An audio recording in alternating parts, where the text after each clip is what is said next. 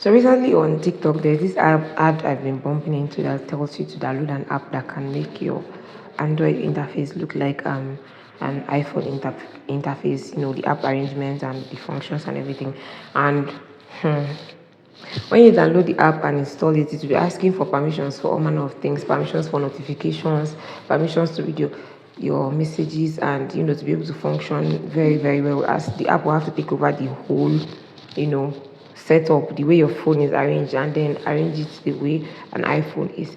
And one of the permissions the app is asking for is permission to read your text messages and everything. And the my phone was flagged it as per, if you grant this app the permission, the app is going to have access to your text messages, including stuff like your maybe let's say bank alerts. Even when you are trying to register something and to get the OTP, the app has access to that kind of information. And I'm wondering, why will someone give a strange app from somebody you don't know this type of access to have access to sensitive information from your phone?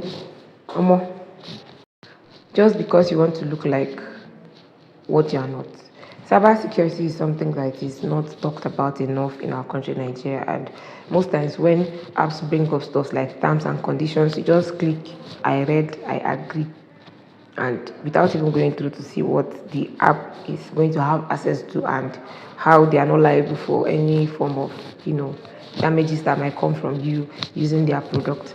We need to be more careful with the kind of apps we download, the kind of permission we grant to applications. The app would have access to know where your devices are, Bluetooth access, location access, all manner of access.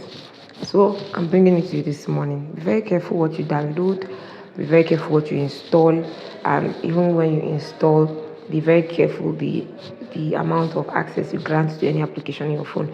Before you would say they have hacked your WhatsApp, your Facebook, or they have